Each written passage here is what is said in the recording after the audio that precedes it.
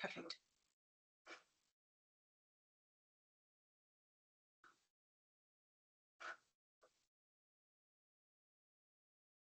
Hi everyone. I think we are starting to get people in and joining.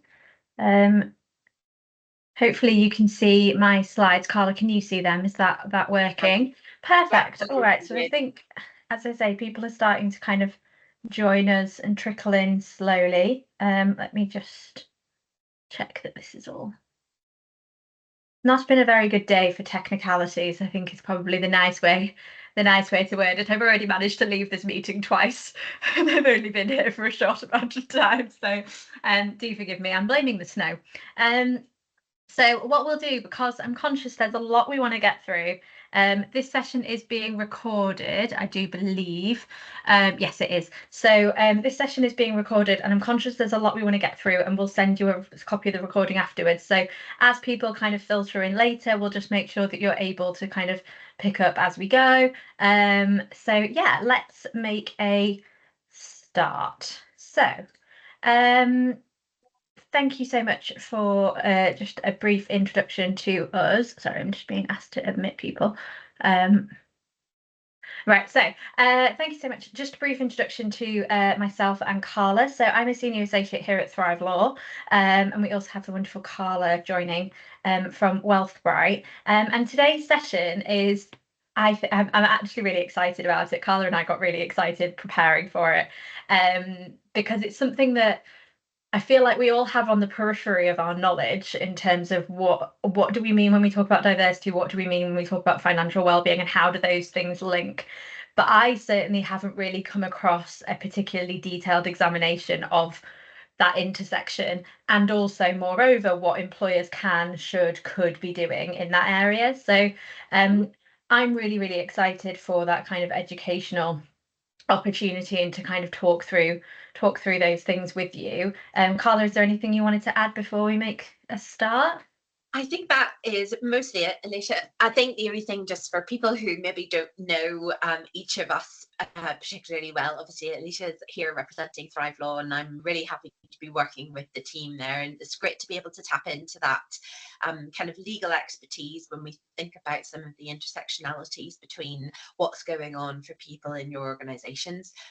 For folks that don't know me, I'm Carla. I'm the founder of Wealthbrite. We're a financial ed tech, so we're really on a mission to close the financial literacy gap and really help make finance make sense for sort of non-finance people. And I think it's always really interesting to look at how different characteristics can show themselves in different people's lived experiences and also their behaviors in the workplace. And this conversation, as we said already, around finances and diversity is one that we've both been really interested in having.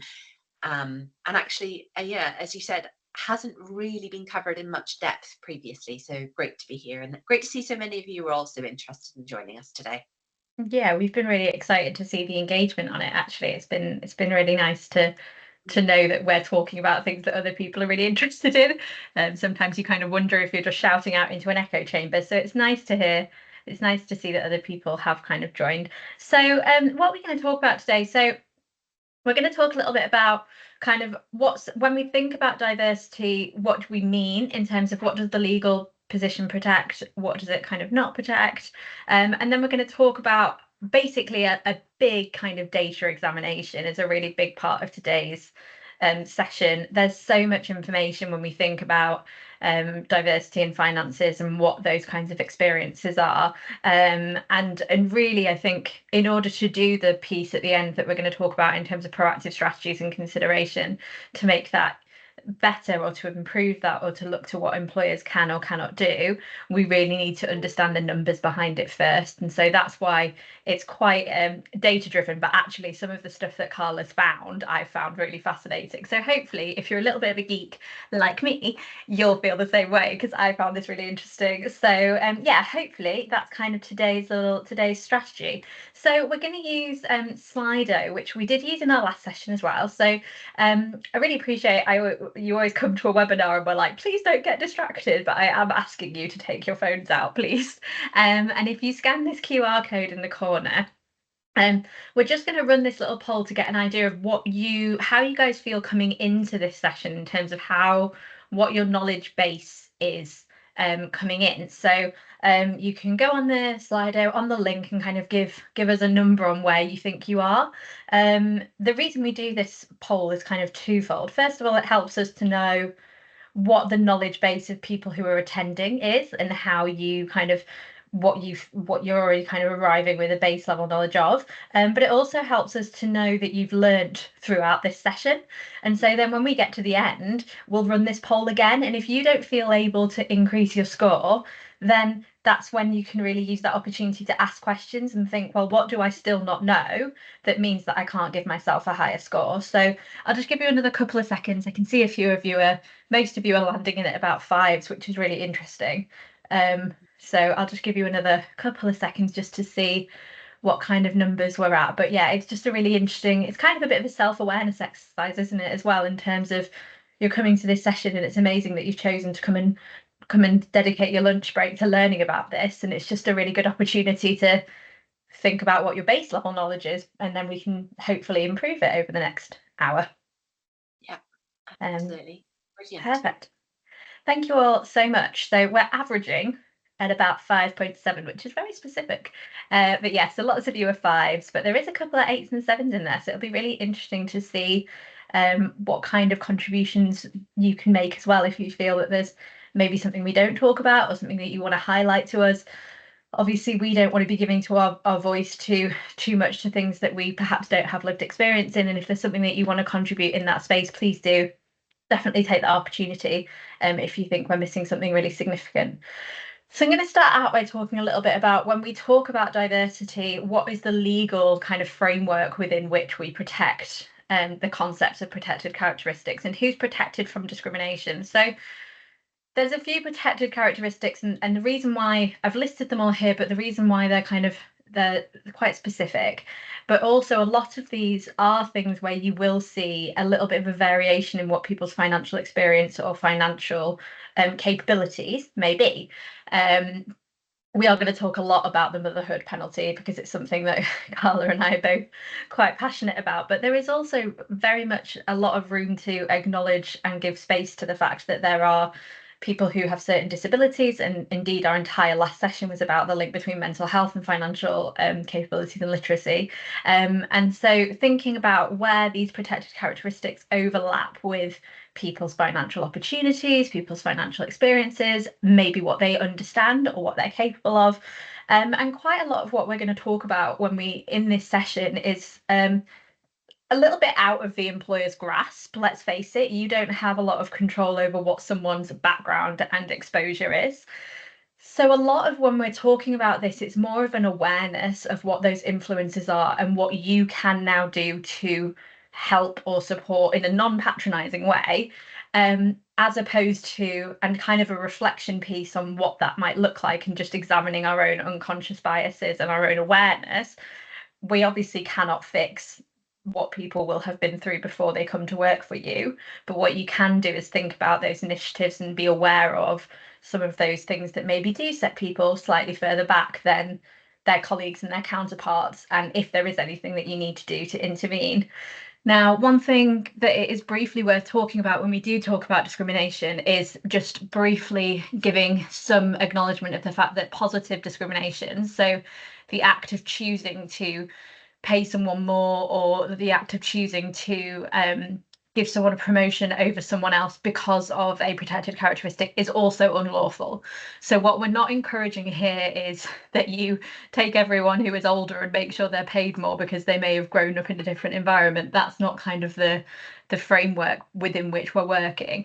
It's more about thinking about how your holistic initiatives are ensuring that they are acknowledging those setbacks, but certainly we're not trying to fall foul of anything in terms of the legal framework there. So I'm certainly not suggesting any kind of significant pay differences based on any of these characteristics. One thing I think is specifically interesting, though, is actually what characteristics are not legally protected. And the latter one is what especially is something that Carla and I have spoken about a lot. But the first four, when we talk about mental health, neurodiversity, gender identity, and menopause, they're actually in italics because they're not protected as characteristics in of themselves. They are not protected characteristics under the Equality Act. However, they will more often than not be covered by an existing protected characteristic, which is why they are kind of not given their own title.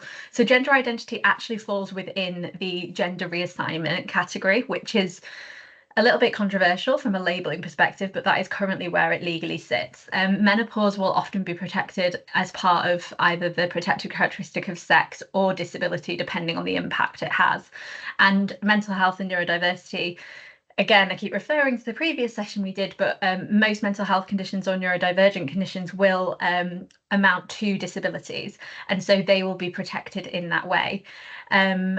We will talk about it at the end, but it is at this point worth pointing out that we do have a final session in our little trio of partnership sessions is specifically about the link between neurodivergent people and their experience of financial kind of difficulties or financial well-being and what employers can do in that particular space. So certainly something to be aware of, and there's quite a lot of an education piece in that session on what we mean when we talk about neurodivergent people and neurodiversity. So if you've kind of read that, I'm hoping most of you will kind of have at least an idea of what we might mean.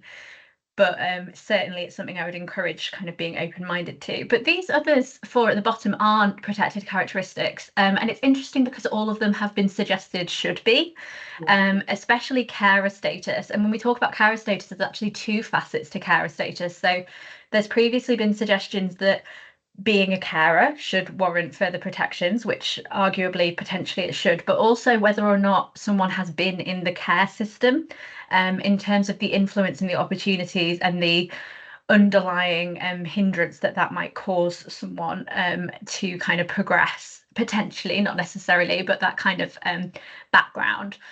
And pieces surrounding like parenting responsibilities. So interestingly, the status of being a parent is not a protected characteristic. Being pregnant and having just had a baby and breastfeeding, all protected characteristics. Whether or not you're a man or a woman is a protected characteristic, but the actual status of whether or not you have children is not a protected characteristic in of itself. And again, when we're thinking specifically about financial initiatives, that's a huge kind of piece to acknowledge in terms of that additional expense, let's face it, associated with raising the next generation. But as I say, the last one is something that Carla and I spoke about a lot, and it's actually going to come up a lot when I talk about the data in this, because socioeconomic background is not a protected characteristic. It's something that actually the Labour government had, not in this manifesto, but the previous one. It might have been one of Jeremy Corbyn's pieces, actually, so it may even be the previous one. But certainly it's been part of their campaigning to have socioeconomic background or social class as a protected characteristic. If we think about protected characteristics, the concept by which the law is protecting someone because of something that is not in their control. So if we think about socioeconomic background, you're not in control of the environment in which you are born or whatever your kind of exposure is in that way. And so that's the argument for it being a protected characteristic. Overwhelmingly, the reason it has not been included is because it is incredibly difficult to define. It's incredibly difficult to identify. A lot of it centers around kind of, it's obviously got its own controversy as well around what do you want to be, what are you, is it even definable as a term? That's kind of quite a difficult one. But it would be absolutely remiss of us to not acknowledge the fact that your socioeconomic background is going to have a huge impact in terms of the opportunities that you're given. And let's say, even if you are able to enter into an environment that is perhaps not aligning with your socioeconomic background or aligning with previous experiences you had, it can then impact your ability to kind of participate with that on an equal footing and kind of understand some of the nuances perhaps. And so not only is it kind of a barrier to entry, it can also then be a barrier to participation that we should be really mindful of. Yeah, brilliant. Thank you, Alicia. So that's a really a whistle-stop tour through some of the legal frameworks. I suppose I wanted to pick up and talk to you a little bit about the frameworks that exist for identifying data around financial health and well-being at a national level, and then we're going to look specifically at the data that exists to support or otherwise demonstrate the link between some of these protected and unprotected characteristics and financial well-being. So the first thing to say, and sometimes this is a bit of a surprise to people because they often don't know, but the UK actually has a strategy, a national strategy for financial well-being. Now, this is owned by the Money and Pension Service, which is a independent or arm's length body, which is sponsored by the DWP. And as part of the Money and Pension Service strategy, they've identified a series of goals, which you can see on the screen here, and ambitions for how they want to improve the financial capabilities of people, all people, it's including children, actually children and adults in the UK. Now, why are we doing this, and why is there such emphasis and focus on improving financial literacy and capability in the UK? Well, the answer to that dates back to a survey that was conducted between the OECD member countries. This is going back to 2017, when actually the UK ranked below average across all of the key indicators of financial literacy and capability as compared to our OECD counterparts, and particularly against some of our Western counterparts. We were well below peers such as France and Norway and Austria and others. So you can see that in the UK, the emphasis has been on giving people the bedrock of financial literacy, so improving financial foundations, really looking closely at shoring up financial resilience through initiatives around creating a nation of savers and ensuring people have a better understanding of the impact of using credit and also their ability to save for a better future life. Now, in case you're interested, the Money and Pension Service has delivery plans that are in place for all 4 regions of the UK, and they do issue. There is almost almost too much in terms of information and resources on their websites, but they do have things that are specifically focused towards corporate activity to promote the topic of financial well-being with their employees. So that's a useful free resource in case you are looking for it. But I mention that because then when we start to think about painting the picture, the data picture, when it comes to understanding some of the detail behind how people in the UK are managing around financial health and well-being, what you'll see, and Alicia, if we can flick on to the next slide, is that actually we do have some data that exists, but that data isn't always fantastic. So before we deep dive, are we going to do that poll? I saw the Slido poll. We had another poll, and I guess this was just an opportunity for us to hear from you, because I'm going to start talking about data as it relates to lots of different characteristics. But before I do, I was curious to understand which of the intersectionalities you might be particularly interested in. I think this is a word cloud question. Yeah. So you can Yeah, just it is. write So the I words think, that are most relevant to you, and you can put multiple answers in if it's interesting. And then what I'll do is, conscious of time, I'll try and lean my emphasis towards stuff that people are saying is most of interest to them. And yeah, definitely. And I suppose also, is there anything that's particularly in, if you're in a HR role or in a kind of business position, what's the demographics that you're looking at? Is there anything there that you're particularly thinking, oh, actually, what is that connection there? What's the data supporting there? So that would be really interesting. So yeah, I'm going to encourage you to get your phones out again. Don't get distracted by WhatsApp. And let's have a look and see what kind of data, is there anything in particular that you think is specifically kind of a link? And we're already starting to get some quite consistent stuff in terms of thinking about the socioeconomic background. And someone's brought up the cost of living, which actually I thought was really interesting when you were just reading that last slide, Carla, when you were talking about all these lovely shiny goals for the Money and Pension Service. And I was kind of thinking, how does that align with like the government's like budget policies, but also how does that align with things that we can't control, like the kind of overarching cost of living crisis? Yeah, I mean, and this is one of the challenges, right? And I think just to play sort of, no, I don't know if it's devil's advocate, but I think let's recognise a bit of reality.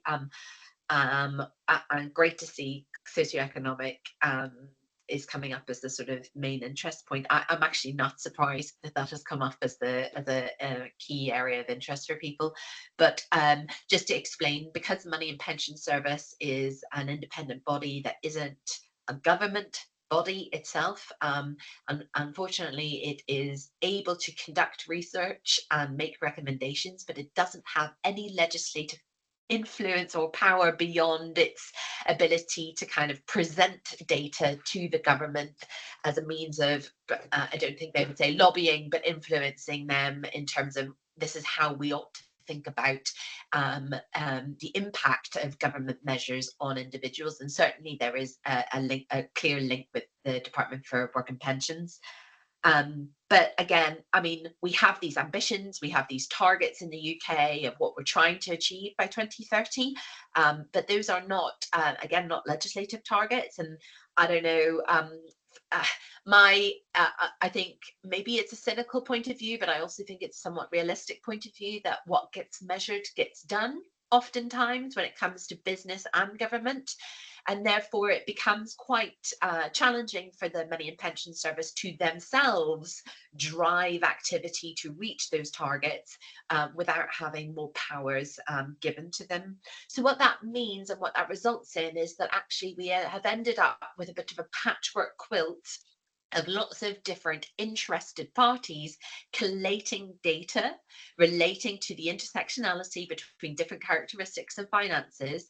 And then that ends up getting played back to government from lots of different voices. And it's only when we start to see legislative frameworks like the Equality Act being updated or guidance being issued, that then we then start to see activity happen often within the corporate community and wider.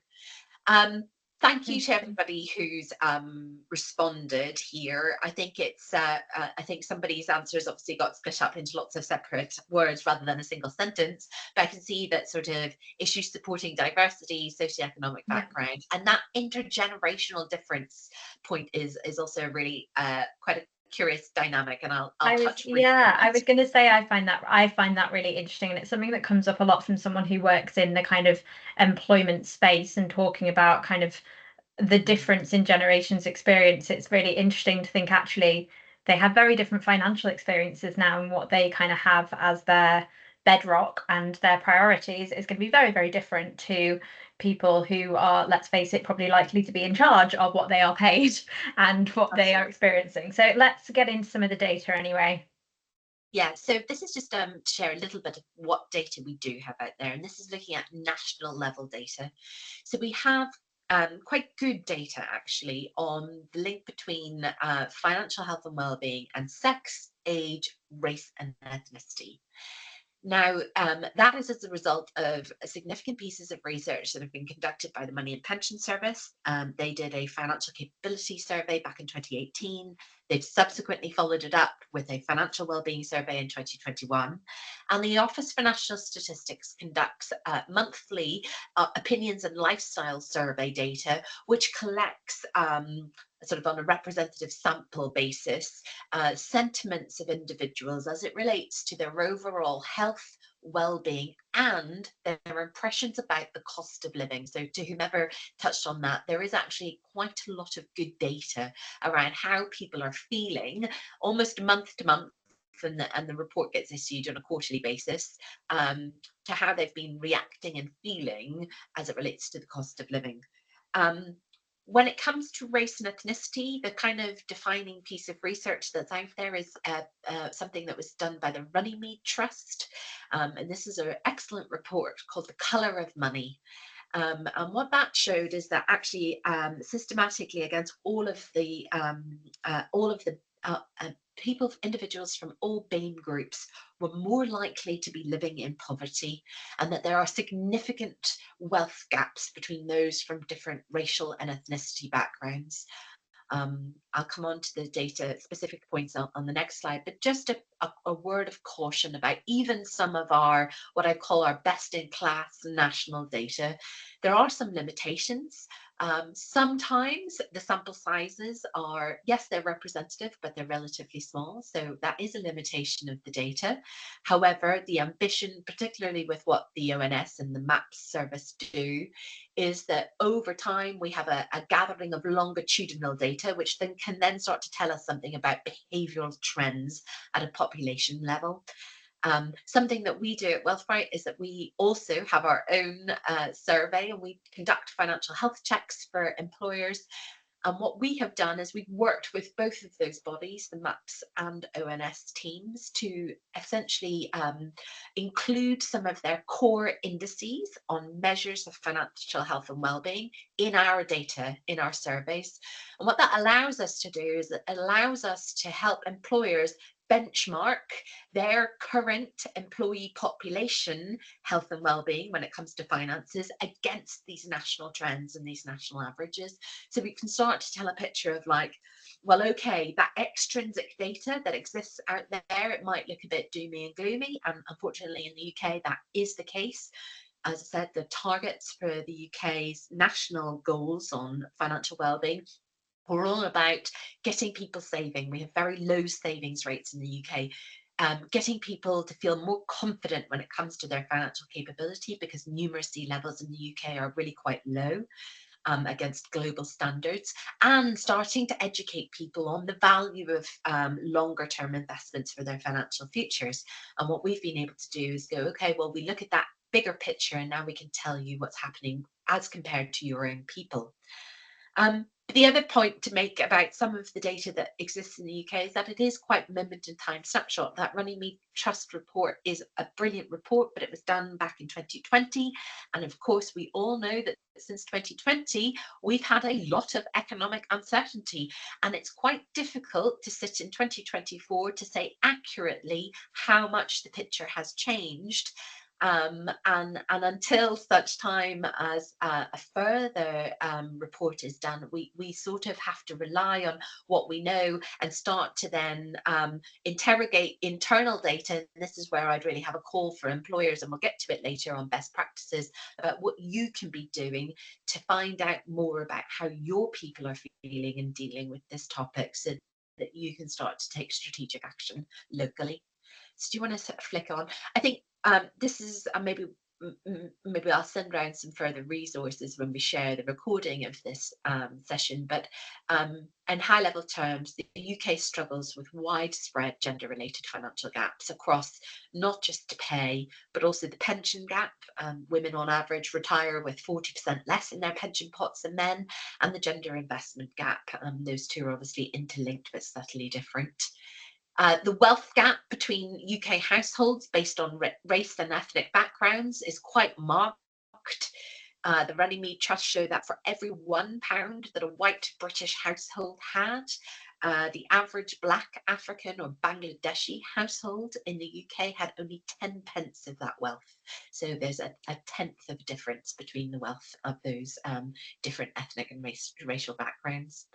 And then to the point someone raised about intergenerational differences, actually there is a lot of data that demonstrates that younger generations are less likely to be financially resilient than their older peers. Now this can be shown in the cost of living data that the ONS has gathered, that there is a significant link to inflation and the high cost of living. Although inflation has come down, affordability for many has not. And those at the start of their careers, particularly, are struggling with markedly higher levels of financial stress and anxiety. And we also at Wealthbrite have a lot of data to support that. We just released a big in-depth review looking at what's been going on with people at the start of their careers, and in fact across all age brackets, but with a particular focus on people at the start of their career in the legal sector. And rather worryingly, over 89% of those at the beginning of their career reported worrying about money on a regular basis. That was every day, very often, or often. And actually 72% of all of the people who responded to our survey had presented at least one marker of mental health struggles as a result of that. So that was depression, anxiety, and other marks of poorer mental health. So younger generations are definitely feeling it. So I know there can be a tendency sometimes, particularly with some of the press articles that come out, that almost present it as Gen Z, or I don't know. I don't like repeating some of the words that you see in the press, but I think the data supports the fact that they do feel less financially secure. So if you want to flick on again, I think this is now on your bit. So and then yeah, so this actually takes us quite nicely to what it links to the data, but also what do employers have to report? So not just would we like them to talk about and what data would we like you to explore within your own organization, but more importantly, what are the obligations? So where a company has more than 250 employees, they have to report their gender pay gap. They also now have to publish what they call gender pay action plans, which is a new change that's come through in the Employment Rights Bill. It's not active yet, but it's something that should be very, very aware of. And the gender pay gap reporting is, and I don't wish to oversimplify it is quite a helpful piece of data, but it is the advantage you have with gender pay gap reporting is that it's quite binary. Let's face it, you are either kind of identifying as a man, identifying as a woman. It's quite easy to gather that data based on existing company structures, based on existing company knowledge that you have, and the pay structures you have. Now, something that the Labour government had proposed as part of their manifesto, but actually hadn't resulted in the Employment Rights Bill, was the introduction of ethnicity and disability pay gap reporting. So what they suggested was that it should be the same reporting obligations. So if you have more than 250 employees, you should also have to publish the pay gap between as a result of ethnicity and as a result of disability. Now, obviously, those are then renewed obligations every year. So it's really interesting from a data perspective to kind of review that. But it's not come through mainly for a couple of reasons. And actually, we're part of the Employment Law Committee, and we actually were part of a consultation with the government before the bill came out. And what potentially is quite clear is that it's much more difficult to define ethnicity and disability and gather really accurate data, especially from a disability perspective, because that's quite it's not a binary existence. It's not an R or R, and it also requires disclosure, which people may not want to disclose, especially if it is resulting from an invisible disability or a mental health condition. So the reason why we don't think we've actually seen it, although we were expecting it, was because actually there's probably quite a lot more to do in terms of unpicking not only what this data needs to be, but also what we're trying to do with it. Because overwhelmingly, a lot of the reports and a lot of the thought process around the gender pay gap reporting is, yes, it's really good and it's great reputationally to be able to identify that from large companies. It's really interesting data, and does it have an influence over where perhaps employees choose to go? Potentially. But what it doesn't have, at least at the moment, is any drive to really make a significant change on what that data is. It is just a blank reporting requirement that then is linked somewhere on your website.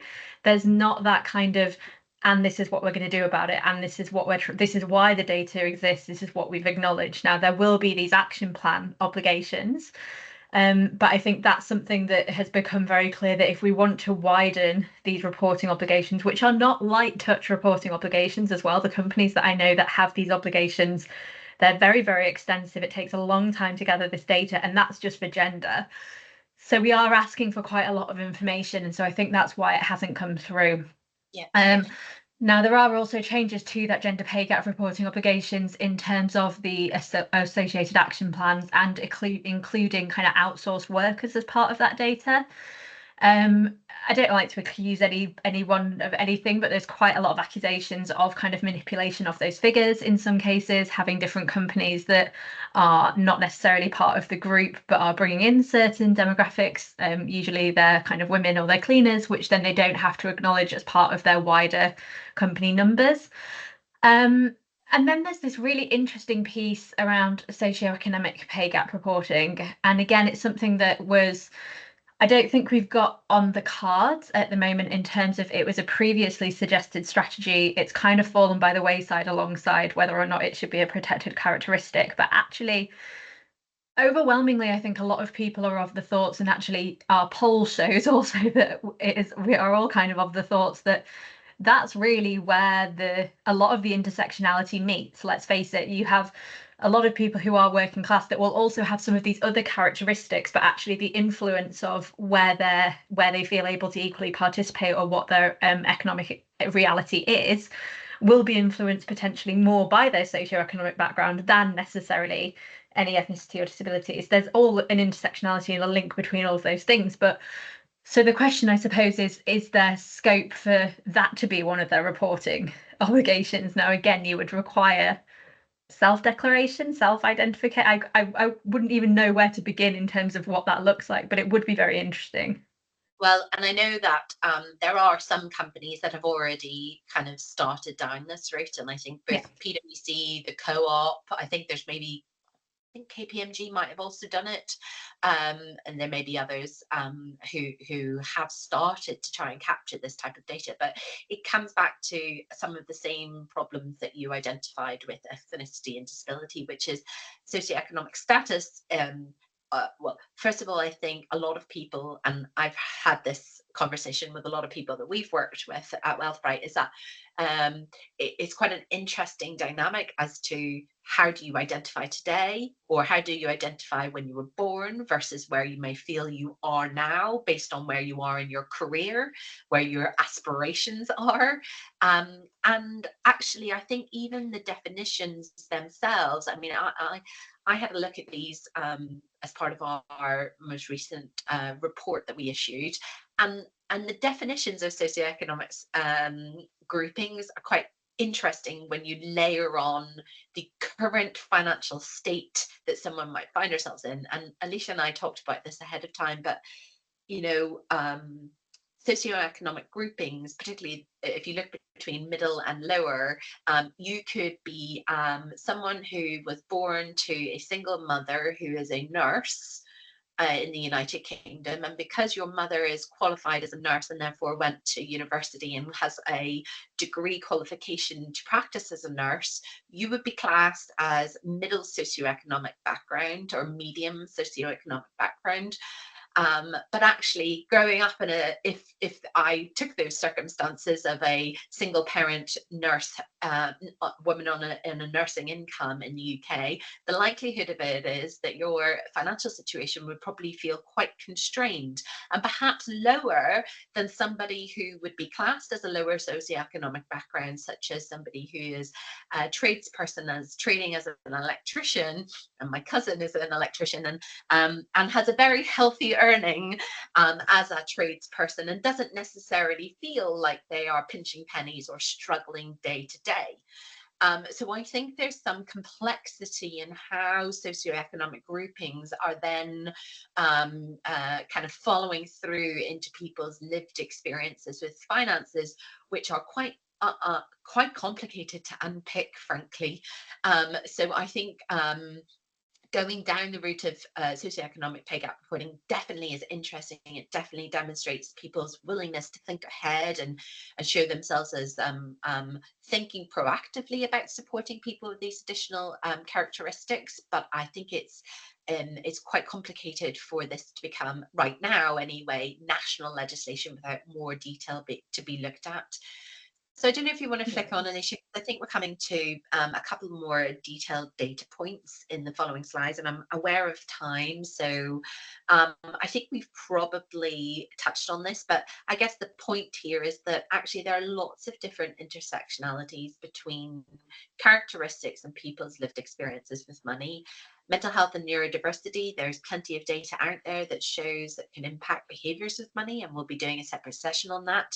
Cultural influences can weigh very heavily on financial behaviors. I've had lots of conversations with people over the last number of years about issues relating to particularly around the use of debt and interest if you come from a Muslim background, but also Christian behaviours that may dictate tithing or savings approaches that are different to how a lot of other people would deal with. So I think some of those cultural and religious overlays can have a significant influence.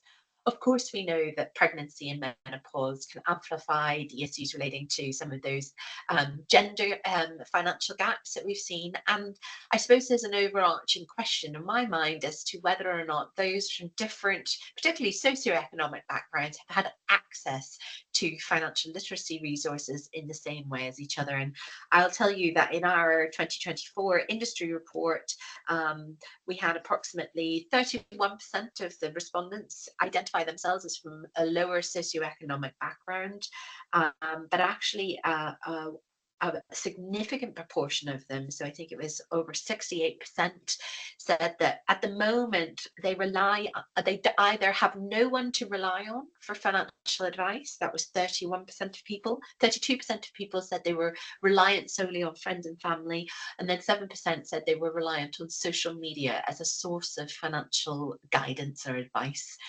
So you can start to see how there may be some differences in how folks from different backgrounds kind of feel in terms of their ability to access quality financial information that can start to change their individual outcomes.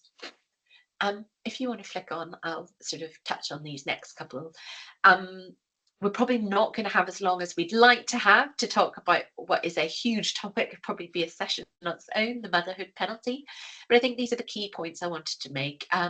Women on average earn less than men in the UK. I think it's the 14th of November was the official date by which, if you were looking at the gender pay gap, women on average in the UK, they're effectively working stop earning. Yeah. Yeah. For free for the rest of the year. And a lot of this is being driven less by it's not that employers are doing something wrong, it's actually the structures and systems in place that don't necessarily lend themselves to women having equal access to opportunity as they move through the realities of starting a family and then continuing life as a parent. And I think there's a couple of things to think about, and it's just at the bottom of this screen. There's a lot of research that's been done on the psychology of money as it relates to the positivity bias. And this is a concept that says, as a general rule of thumb, we don't like to, as humans, talk about bad things happening to us. And this gets played out in financial behaviours through things like people having lower uptakes around insurance. That would be a means of cover in the event of something bad happening to them. It also shows up as a lack of pre-planning when it comes to significant life events that will have a financial consequence. Planning for a wedding is one, buying a house is another, but actually starting a family is a significant other one, because of course we get wrapped up in the joy of starting a family and what that means for us on a cultural level. And sometimes the financial consequences of starting a family are all too often left to be kind of uncovered at a later date, when perhaps it's harder to make adjustments to make up for that financial reality. Alicia and I were talking before the session that resources around family financial planning are often shared at inopportune times. In fact, there is little guidance shared from a government level about what the realities are in navigating child benefit. I mean, there's lots of information out there, but it's not presented and packaged up in a way that's particularly helpful for people, or presented at a time when it's going to be easily digested. I think friends of mine have told me that the only time they saw something was when they received the bounty pack, which is of course a single company that sends out sort of almost like pamphlet information to people, and it arrived at their doorstep as they were, cradling their newborn baby. And of course, at that time, they're not going to be focused on it, and they're not thinking about those sorts of things. And of course, the long-term effects on family financial health as a result of starting a family can be really significant. And this is where the intersection with some of the gender pension gaps come into play, because we know, and there is data in the UK to support this, that women do either suffer from a result in dropping their pension contributions, turning them off for a particular amount of time, or generally reducing them and not putting them back up to the level they were after having their children and even returning to work. And Alicia, you were going to share at this point something that is kind of on your mind around costs. Well, I just think it's really interesting to think about. There is employers do exist within the existing structures that exist to support parents, but there are a few things, if you are an employer, that you can be extremely mindful of and signpost your employees to. So one of those things is, as we say, talking about resources, but things like childcare. I am of the opinion that tax-free childcare and the free hours is deliberately very, very complicated and deliberately quite alienating. And anything an employer can do to just signpost to the fact that that exists and talk about the entitlements, I think is really, really helpful and comes from a very genuine place. Those initiatives exist to try and make them, to try and encourage that less kind of automatic result where women have to take more responsibility for childcare and can't go back to work. It's also helpful for you because it's more likely that it means that you do get your employees back on a higher work-based basis. So just making sure that we're signposting to those. Now, does the scheme of tax-free childcare and free hours really work? Probably not, because if you then put in the increase in national insurance, what it appears to be is that actually nurseries are going to be paying more or charging more even with free hours. And actually my personal experience is that I am now entitled to free hours, but because of the increase in costs resulting from expenses that the nurseries are going to have to take, I will actually pay more with free hours included. So there's a little bit of a janky system there that we can't control, but we can still signpost and encourage. But there is also within the kind of existing leave types that an employer can offer, you can really do quite a lot of work in that space to fight the biased assumptions of who will take what leave and where. And again, you are legally obliged to offer paternity leave, you're legally obliged to offer parental leave and maternity leave, or adoption, second adopter, if that's the route.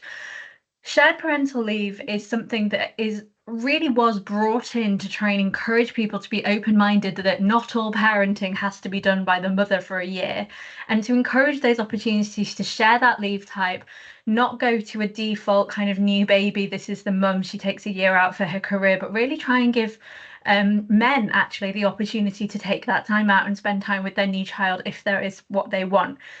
You legally must offer it, which not everyone seems to realise, but also it is in your interest to encourage people to use it and make it as simple as possible. It is a very complicated process if you kind of look at it objectively. There's all kinds of things to do with curtailing your existing leave and then sharing it, but it doesn't have to be like that. And I think if you're in a HR or a management role, it is such a good use of your time to just take 20 minutes, half an hour to get your head around what the shared parental leave scheme looks like, make sure you understand it, and signpost your employees who are expecting children to it to make sure that they understand it's there. Because I know last time Carla and I were talking about it and she said that her sister's partner had been told that it wasn't an available scheme. Well, it is, it's a legal minimum, so it absolutely is. And so those kinds of roadblocks, for as long as employers don't understand that those structures are available and don't make them easily accessible to employees, we're going to continue to have those automatic biases on whose obligations those are, who takes the time out to have the baby, and who should be leading on that. And that penalty is only going to continue to exacerbate. I'm really conscious of time. I'm going to Yeah. try and cover off the social mobility piece because I know a lot of people on the line wanted to know about that. Just a few notes and then perhaps we can wrap up and let everyone go. But at the moment, there is no formal nationwide data on the link between socioeconomic background and financial capabilities or levels of literacy. This is really shocking to me, but actually at Wealthbrite, we are on a mission to change that. So we will be running a number of research programs, and if anyone's interested in getting involved in that throughout 2025, we're sort of working on a project to change this. Of course, it stems back to some of the points that we said before, which is, do we have quality data? Do we have sufficient levels of data to give us a sample size which is representative? That's fine. That's part of why we don't have nationwide data. And of course, as Alicia said, it's not a legally protected characteristic and therefore hasn't featured within historical data sets that have been conducted by some of our sort of national bodies. However, some of the things I really wanted to flag to those who are employers or those supporting people from different socioeconomic backgrounds is this simple fact. And I always say this to companies when we're talking to them about the value proposition of supporting your people with financial literacy programs as part of your social mobility strategy. And it's this. There's probably no greater defining feature of what it means to come from a different socioeconomic background than your lived experiences with money. because it's by that very definition that we have decided on what it means to be in different classes or socioeconomic structures. And therefore, there is a question in my mind, at least, for employers to be thinking about, are you paying attention to the diversity of lived experiences of your people, as not only as part of your talent attraction strategy, and there's a lot of good work being done around giving more people access to a broader range of roles as part of talent attraction. But actually now we start to talk about talent progression. And I'll speak for a moment about first-hand experience. As someone who is a first-generation professional in my family, one of the sort of most interesting experiences in my very early career was when I qualified as a lawyer 2 years into my career, suddenly realizing and finding myself earning more than my father ever had in his entire career. And he was for the better part of my time growing up, the single provider for a 4-children household. And all of a sudden, I felt a deep sense of othering in my workplace. I did not have a family background which would lend itself to giving me guidance on financial matters. So I resonate a lot with the folks in our survey who said they currently don't have anywhere to go. And I sure as heck wasn't going to ask people in work, right? And if I explain this in another way, that for so many people that have broken through the barrier to get access to a workplace environment where they are suddenly standing in good stead, regular income coming through the door, and they are also having to navigate the complexities of living as an adult in 2024. Dealing and managing with money can be one of the single biggest sources of anxiety and stress. And that's what we have heard consistently as part of our research that we've conducted with people at the start of their career over the last 3 years. And actually, we saw, and just to share a couple of data points from our own research, actually 75% of those from lower socioeconomic backgrounds reported pressure to spend beyond their means day to day. That was compared to an average of 60% across all respondents from all various backgrounds. 72% of people reported high levels of anxiety with worries either every day or very often, as compared to 50% across all socioeconomic backgrounds.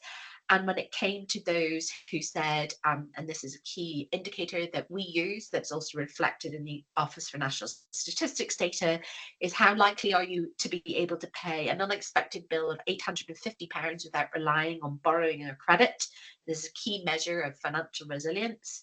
We had an average of 36% of people saying no across all backgrounds. That rose to 47% saying no, I would not be able to pay if they identified as being from a lower socioeconomic background. So across our 3 metrics, we look at levels of financial mental health, the link between money and mental health. We look at managing day to day, which comes to pressure to spend beyond your means. And we look at levels of financial resilience. Those are our 3 big hallmarks of financial health and wellbeing. Those that identified as being from a lower socioeconomic background were performing worse than average across all those 3 metrics. So that tells you a little bit of something about what's going on with people at the start of their, well, actually across all elements of their career. 90% of the people that responded were actually at the start of their career. So obviously there's been a success in getting people in.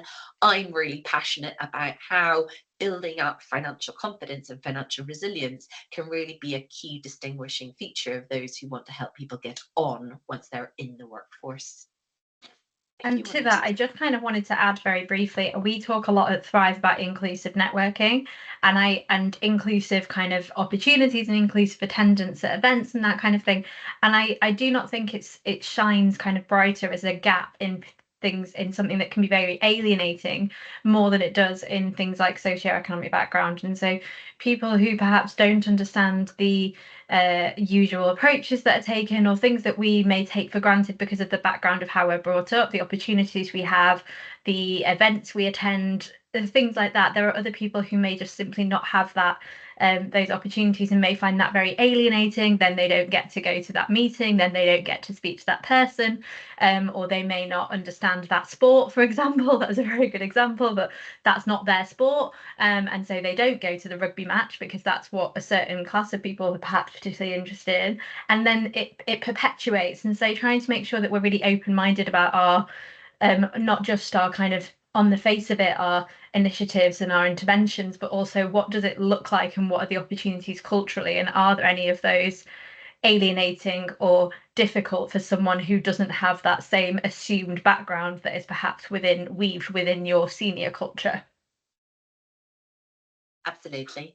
So I think we're just about coming to time, Alicia, and I know some people have already started dropping off, but I suppose maybe do we want to move on to the practical strategies? I mean, Yeah, maybe, definitely. because I think we've probably touched on a lot of these themes as we've gone along around the differences between equality and equity and diversity and inclusion, how you can do this. But in terms of some of the things that people can be doing, I mean, I think there's a lot of good practice already out there around supporting financial equity. I think direct financial support as part of your talent attraction strategy is something I'm seeing an awful lot more of at the moment, which is great. Simple things like covering travel expenses to get to interviews, giving people, perhaps I've seen actually recently a number of organizations offering funds for workplace attire if it is a requirement to interview. But I think then it goes to then once people are in, what more can you be doing? And you know, simple things may go a long way. There is an art to communicating the full value of your pay and reward. And I know there will be a lot of businesses who say, yes, we already do that. But I mean, part of the reason that Wealthbrite exists is because, frankly, a lot of people don't have a familiarity with the language of finance and money. And therefore, actually, the traditional model of email updates and an annual presentation by your workplace pension provider hasn't really been cutting the mustard, or it's not cutting through, right? So thinking about more interactive ways of engaging your people on topics of your total pay and reward, either through sort of education forums or open discussion conversation groups, having internal champions who will promote financial well-being initiatives within your organization, but also crucially share stories that are going to make others in your organization identify more readily with the lived experiences of those around them. Time and time again in the research that we've done, people tell us that they're looking for two great things: peer-to-peer learning environments and more interactive, engaging methods of accessing information about money. Interestingly, the Financial Conduct Authority actually issued guidance to employers very recently, calling on them to stop using email as a primary means of engaging. Because why? Well, we all have email fatigue.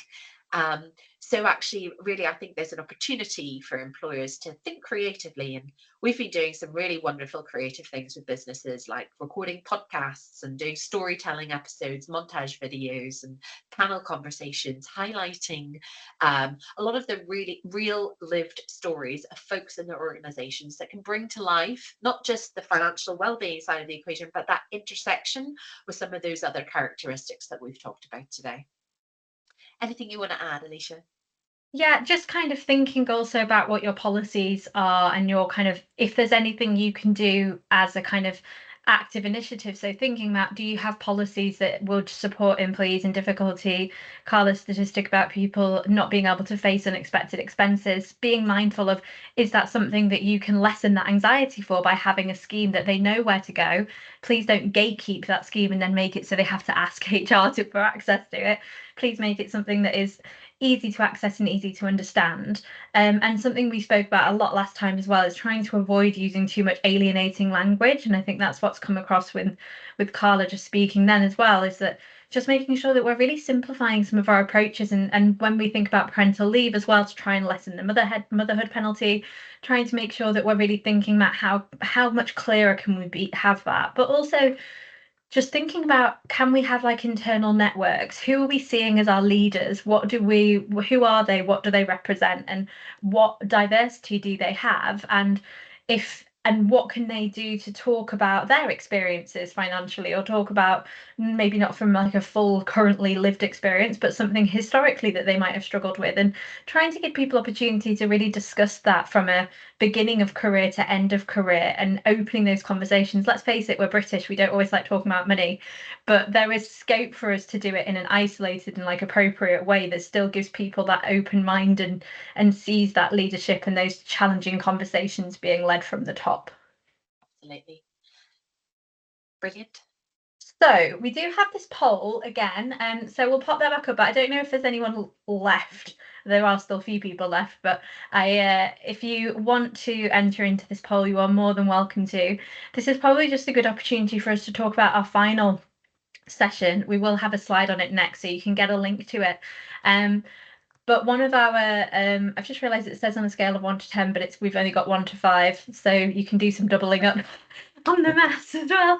Hopefully you've not fallen down to a 4, because that would be lower than we were previously, but we all know what we mean. But yeah, so the next session is actually about neurodiversity, and the link between neurodiversity and neurodivergent individuals, and their experience of financial well-being versus thinking about the experience of neurotypical employers and employees, and making sure that we're being really open-minded about the things that we might understand as neurotypical individuals versus what other people may struggle with, and trying to really think about what those pinch points are and what an employer can do to kind of lessen that impact. So we do have the save the date here. The link is here if you wanted to kind of sign up for that. It is in January, so it's post-Christmas, so Merry Christmas, everybody. But if you do have any questions in the meantime, there is a chat box. I'm conscious we have gone over. I am sorry. We should have known that that was going to happen. Carla and I could probably talk about this for another hour, which is probably an us problem, not a you problem. But thank you all so much for coming if you do need to get off. But the chat box is here. If you did have any questions, please do join us in January. Carla, is there anything you wanted to add? No, just a final note to say thank you to everyone for coming along, and I was really pleased to see how interested people were in this session. So I hope we managed to touch on everything you were looking for. If we didn't, for whatever reason, when we circulate the recording, please feel free to drop us a line. We'll include both of our contact details, and if you have any follow-up questions or you'd like to know anything more about what we've touched on today, feel free to reach out. And as we said, we're both very passionate about this subject, so we'd be more than happy to expand on some of the points that we've talked about today. But thank you very much to everyone. Thank you. Thanks, everyone.